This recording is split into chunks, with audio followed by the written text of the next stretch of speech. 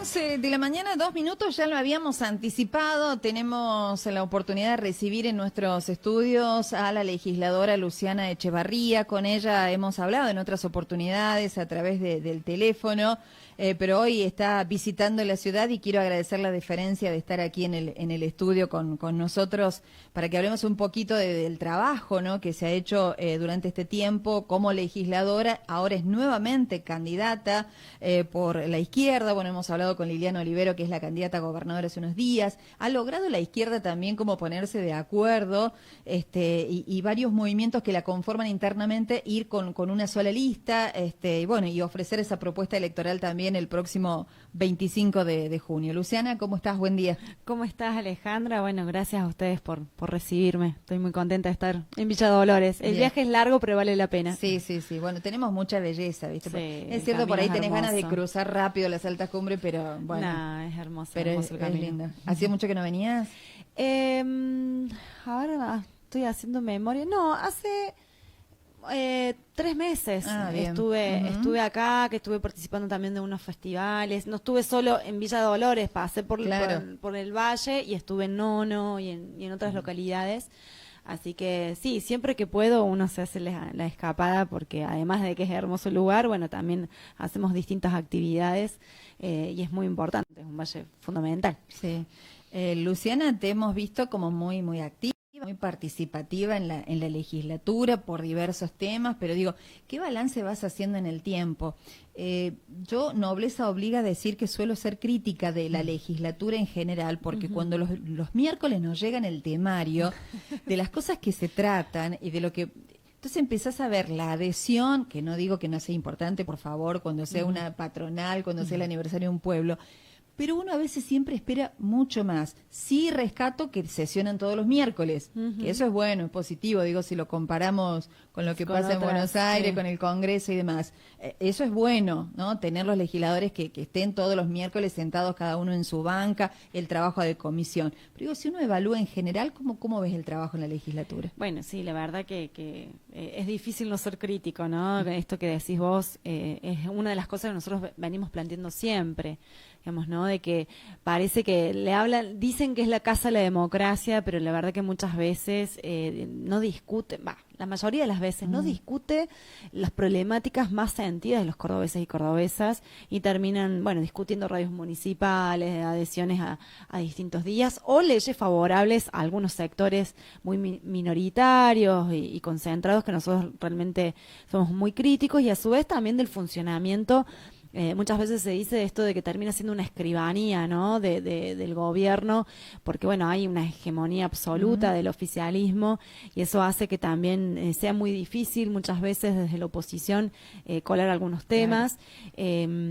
Y bueno, nosotros la verdad que la remamos mucho ahí adentro, tratando de llevar, como decimos siempre, es nuestro compromiso, llevar las voces de aquellos que usualmente no tienen voz, o a los que el resto de los espacios políticos le dan la espalda, ¿no? Entonces, en ese marco, más allá de que es muy difícil poder colar algunos debates e iniciativas por cómo actúa el oficialismo en la legislatura, la verdad que hacemos un balance muy positivo de todo este mandato.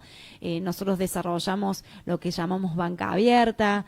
Creo que soy la única legisladora que tiene una página específica donde la gente puede entrar y ver todo nuestro trabajo legislativo por temas, todos los proyectos que hemos presentado y también nuestras propuestas. Tenemos un formulario donde me pueden escribir y me contactan directamente, ya sea no solo con inquietudes o con problemas de distintos territorios, sino también con ideas, ¿no? Que eso es lo que muchas veces pasa, digamos, distintos sectores, organizaciones, especialistas sobre algún tema que quieren voluntariamente aportar sus conocimientos para pensar, propuestas integradoras, ¿no?, sobre las distintas problemáticas, y bueno, bienvenido sea. Y así es como en estos 3 años hemos presentado casi 300 proyectos, ¿no? Es muchísimo. Y digo, porque muchas veces se tiene esta idea de que la izquierda solo denuncia o critica, y no, la verdad que proponemos, tratamos de bajar a tierra guerra en muchos de los temas ambientales, de género, la cuestión de la pobreza, del trabajo, bueno, de lo que se te ocurra, siempre tratamos de pensar, bueno, qué es lo que haríamos nosotros si gobernáramos, lo presentamos también en proyectos, y bueno, creo que eso la verdad está siendo valorado, porque en esta campaña, que está siendo una campaña muy fría en términos digo, porque los grandes espacios políticos no generan debates ni tampoco muchas propuestas ni todo lo contrario, digamos, pero la verdad que nosotros siempre bueno, nos caracterizamos por recorrer, ¿no?, la provincia, por estar en las calles, en los barrios, haciendo todo muy a pulmón, y la devolución que estamos teniendo en la calle realmente es muy positiva de gente que sí está harta de los políticos tradicionales, pero que nos ven a nosotros, que además, bueno, de hecho el eslogan un poco de esta campaña es votar una voz que no se calle, ¿no? Porque creo que los momentos también claves de que pasaron cosas muy graves, digo, pensando en los casos de violencia institucional como fue el de Blas Correa, las muertes del neonatal, el caso de Oscar González, donde yo tuve una participación muy activa, porque la verdad, bueno, considero que es terrible que un funcionario de esas características y de esta influencia y poder político actúe de la manera en la que actuó, violando todas las normativas y bueno, y todo lo que está haciendo ahora. Entonces nosotros no solo pedimos la expulsión en la legislatura, sino que también hicimos una denuncia penal, digamos, por todos estos incumplimientos. Entonces la gente la verdad que nos ha visto muy muy activos, no callándonos nada, no teniendo miedo, digo, porque no es fácil, porque hay mucho poder y mucha impunidad en donde hay complicidad entre la justicia, el poder político, la policía. Entonces, bueno, creo que aún así nosotros justamente mostramos otra forma de no solo de plantear los temas, sino también de hacer política, ¿no? Porque otra de las cosas que nos caracteriza es que, por ejemplo, yo estoy en la legislatura, pero sigo cobrando como docente, no cobro la dieta de un legislador, el resto se dona a las causas sociales y populares que apoyamos, digamos, como organización, y así como nosotros hacemos y damos el ejemplo, bueno, lo hemos propuesto a través de proyectos, de que sean todos los funcionarios públicos y políticos los que cobren como una directora de escuela, que tengan que hacer uso de lo público, del hospital público, de la escuela pública. Nos parece, digo, porque ahora aparecen algunos discursos desde el otro lado, digamos, ¿no?, de la ultraderecha, de esto de achicar los gastos de la política o achicar el Estado, y en realidad no pasa por sacar ministerios, en realidad pasa por sacarle los privilegios que tiene la casta política, que son muchos, y que eso los despega de la realidad que vive la gente. Y nosotros siempre insistimos en eso, quien representa al pueblo tiene que vivir como vive el pueblo, ¿no? Entonces, eso creo que es también algo muy distintivo de la izquierda y no del resto de los espacios políticos, que bueno, que entienden a la política no como una herramienta de transformación social, sino como una forma de obtener beneficios y privilegios particulares, y muchos así viven de la función pública durante años.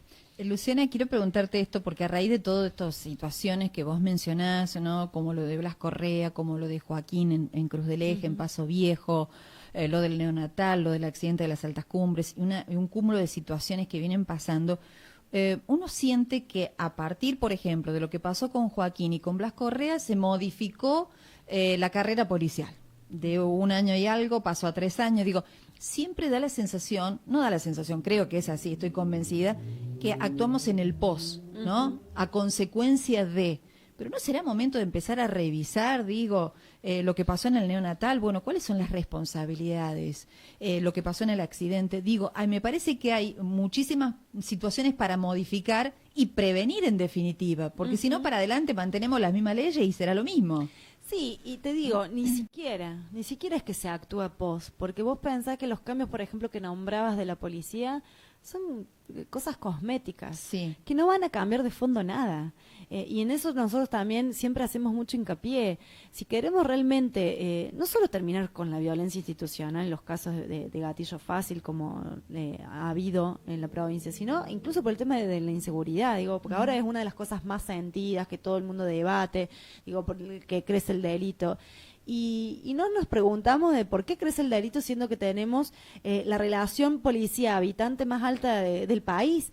Digo, porque es la propia policía la que encabeza el delito organizado, la que actúa como una mafia, plantando armas, dirigiendo las redes de narcotráfico, las redes de trata. Entonces, la verdad que hace falta mucho más que cambiar la capacitación o decirle al policía de que no, lo primero que tenés que hacer no es disparar, digo, porque parece una verdad de perogrullo, ¿no? Sí, sí, sí. Entonces, me parece que sí, por supuesto que está esto que decís vos, que hacen falta que pasen tragedias, cuestiones realmente muy lamentables para que, digamos, las instituciones tengan que tomar alguna medida, pero ni siquiera llegado ese momento se toman las medidas que hacen falta, ¿no? Y por eso las problemáticas se siguen profundizando, ¿no?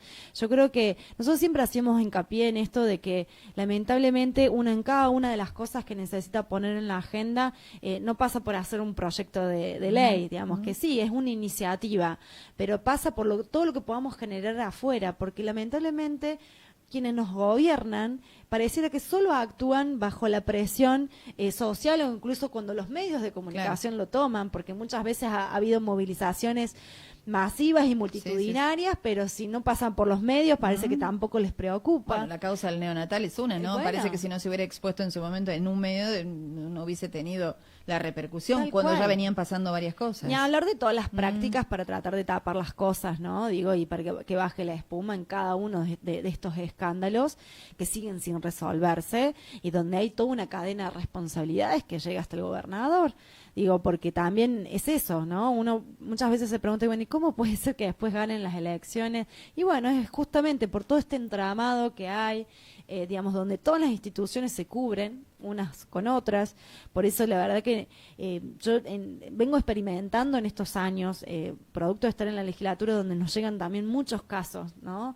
De violencia o de distintas situaciones y que después no solamente viven esa situación, ya sea porque le matan a un hijo y demás, sino que después toda una cuestión de violencia institucional, porque la verdad que cuando no encontrás respuesta, cuando te dan la espalda, cuando hay esa falta de empatía, digo, ante situaciones... Claro. Eso, bueno, eso es violencia. Claro, te revictimiza, sí, sí, ¿entendés? Sí. Entonces, y la verdad que uno tiene esa sensación que vivimos medio en un feudo, ¿no? Uno lo escucha a Schiaretti hablar de la institucionalidad y acá no tenemos justicia independiente, bueno, te decía lo de la legislatura como escribanía, y digo, hay un montón de situaciones donde la verdad que uno no encuentra respuesta, o sea, las instituciones democráticas de este régimen no cumplen con el rol que tienen que cumplir, ¿no? Entonces, la verdad que es una de las cosas que tenemos que debatir en profundidad, porque hace justamente, ante cada uno de los temas, cuando uno ve, por ejemplo, las cuestiones de violencia de género, cuando ves la destrucción ambiental, en cada uno de los temas el denominador común es justamente esto, digamos que aquellas instituciones, los funcionarios que deberían ser los que controlen, los que eviten que pasen las cosas, son los primeros que violan las normativas. Digo, entonces me parece que hay que discutir eso, hacer memoria. Digo, porque después sí, por supuesto que en campaña electoral los recursos y el aparato es algo demasiado desigual. Hoy no hay lugar donde pases que no veas la cara de Yarlora y no querés ni calcular cuánto están gastando en esta campaña electoral, mientras otros hacemos cosas tan a pulmón, con tan poquitos recursos. Pero bueno, también es importante esto, ¿no? De que en campaña electoral todos prometen cosas, ¿sí? Pero después las acciones pasan por otro lado. Y además, ni hablar de cómo bueno, estas fórmulas como han terminado en esta campaña, creo que es muy gráfico, ¿no? Sí, de lo que nosotros decimos siempre, en realidad son más o menos lo mismo. Yo los veo como votan juntos, oficialismo y oposición, de Juntos por el Cambio y del Frente de Todos, que ahora van en una lista separada, pero en el 2019... levantaron la lista, llamaron a votar Schiaretti y en la legislatura votan todos justo, como por ejemplo el ajuste jubilatorio o las obras de destrucción ambiental, un montón de cosas. Entonces uno ve cómo ahora ya se puede saltar uno de un bando al otro sin que nadie se escandalice demasiado, porque ya está naturalizado esto de cómo, o sea, muchas veces hablan de la volatilidad del voto, en realidad hay una volatilidad de las ideas, ¿no? De los espacios políticos, parece que da lo mismo cualquier cosa. Entonces, bueno, creo que en eso la izquierda somos los que mantenemos la coherencia, la consecuencia, los que estamos los 365 días del año, ¿no?, en campaña electoral, acompañando cada uno de los reclamos. Y creo que eso también es una de las cosas que por ahí mucha gente puede no compartir todo el programa que levantamos desde la izquierda, o no compartirlo, sino muchas veces lo ven difícil de realizar, pero sí nos reconocen esto de estar siempre poniendo el cuerpo, ¿no? Cuando el resto da la espalda, cuando hay despidos en una fábrica, cuando en los reclamos salariales, bueno, ante cada una de las situaciones quienes estamos ahí bancando somos la izquierda. Entonces me parece que eso es importante, y también, por supuesto, esto de que muchas veces se habla de lo viable o lo no viable. Bueno, creo que tenemos que empezar a pensar desde otro lugar, ¿no? Porque hoy, cómo está el país, cómo está el mundo y cómo está nuestra provincia, muestra de que de la mano de quienes nos vienen gobernando, bueno, ni hablar en Córdoba, ya van a cumplir un cuarto de siglo. Digo, ¿a quién le van a echar la culpa? ¿De todo le van a echar la culpa al gobierno nacional, que tiene responsabilidad, claro? Pero digo, en Córdoba, que somos una de las provincias más ricas del país, mirá los índices de pobreza, de desocupación, de precarización, en todo estamos por encima de la media nacional. Entonces no se pueden hacer los desentendidos, ¿sí? Y por eso me parece que hacen falta justamente cambiar la matriz desde el cual pensemos las cosas, en ver cómo realmente favorecemos las mayorías populares. A ver, hemos pasado momentos como la pandemia, donde realmente la pasamos muy mal, y los sectores humildes, hasta los pequeños comerciantes, todos la pasaron muy mal, y desde la legislatura no hubo una sola iniciativa para esos sectores. Todos eran para seguir beneficiando al agro, al desarrollismo inmobiliario, a las empresas de la economía del conocimiento, a todos los que ya estaban levantándola en pala en plena pandemia. Entonces, bueno, me parece que eso es parte de este gobierno, ¿no? Que gobierna para unos pocos, y la mayoría populares siguen teniendo las cuestiones insatisfechas, ni hablar de la vivienda. A ver, es una de las cosas, y es una de las tenemos propuestas. Por ejemplo, nosotros tenemos hoy un déficit habitacional súper fuerte y profundo, pero al mismo tiempo tenemos un montón de viviendas ociosas, que es parte de la especulación del desarrollismo. Bueno, en consonancia con lo que vienen levantando agrupaciones de inquilinos a nivel nacional, lo que proponemos es que aquellas viviendas ociosas que ya llevan 100 días en esa situación entren en un régimen de alquiler social, en la cual el Estado sea garante, para poder facilitarle. Hoy los que tienen suerte de tener un trabajo, se te va el salario en el alquiler, que ronda entre los 80.000, 120.000 pesos, incluso departamentos de un ambiente. Es realmente, bueno, digo, para nombrarte uno de los tantos problemas que viven los cordobeses y cordobesas, ¿no? Luciana, quiero venir hacia nuestro valle, una situación que obviamente nos preocupa y nos ha ocupado siempre, al menos desde nuestro trabajo de comunicación, lo sucedido con Delia Polijo, ¿no? Uno no puede entender que pase tanto tiempo, no hay ni una persona detenida, no se sabe qué fue, o se supone o se presupone que fue secuestrada, que lamentablemente le dieron muerte, una persona que en teoría sabía que había pasado ya no está, digo, y ha quedado impune hasta ahora, ¿no? Como ha pasado con Gloria Gallardo en San Javier, recientemente el juicio por Marisol, tenemos todavía sin resolver el secuestro y muerte de Santiago Aguilera, ¿no? Son las cosas que nos enlutan en Tras la Sierra y que todavía nos falta muchísimo en respuesta de la justicia. Lo que ustedes proponen, en tu caso particularmente, propones la ley Delia, y quiero que le cuentes a la audiencia de qué se trata. Bueno, sí, lo primero para decir es que esta es una iniciativa que no surgió de mí, sino que justamente surgió del Valle, de colectivos como es la Comisión de Derechos Humanos y la Mesa de Trabajo de Derechos Humanos de Tras las Sierras, donde ellos han presentado iniciativas similares en algunas localidades acá del Valle, para que se instituya el 18 de septiembre, que fue el día de la desaparición de Delia, como el día del compromiso, ¿no? Por la búsqueda de personas desaparecidas en democracia. bueno, en contacto con ellos, a raíz, bueno, de todo lo que ha pasado el año pasado, con lo de González y demás, bueno, surgieron estas iniciativas y la idea de poder trasladarlo a nivel provincial, lo cual a mí me pareció muy, muy necesario y digamos, porque vos das cuenta de muchas situaciones en Tras las Sierras, que evidentemente es una problemática a analizar, pero lamentablemente está sucediendo en todos los puntos de la provincia, ¿no? Y en un país donde nos ha marcado la historia, ¿no? Sí. Capítulos muy negros, donde, bueno, hasta el día de hoy, que estamos por cumplir 40 años de democracia, todavía hay un montón de compañeros y compañeras desaparecidos cuyos familiares no saben qué sucedió. Y lo importante es visibilizar que estamos cumpliendo 40 años de democracia, pero sigue habiendo desapariciones por distintos motivos, ¿no? Pueden, por cuestiones de violencia de género, de redes de trata, digamos, por las fuerzas represivas, digo, porque eso también ahí ya el Estado no solo es responsable por omisión, digo, por la falta de búsqueda, sino por acción directa, digamos, porque son desde la vuelta de la democracia a hoy, hubieron 218 desapariciones forzosas por las fuerzas represivas, ¿no? Recordemos Luciano Arruga, bueno, Santiago Maldonado, un montón de casos a nivel nacional. Y acá en Córdoba sucede lo mismo. Uno de los principales problemas que tenemos es que ni siquiera hay un registro, estadísticas sobre las personas desaparecidas, ¿no? Y eso ya es el primer problema, porque todos sabemos que para diseñar políticas públicas, lo primero que tenés que es poder registrar los casos, encontrar denominadores comunes, ver qué es lo que sucede, digamos, en las primeras horas en las que estas personas desaparecen y en dónde están las falencias del sistema, ¿no?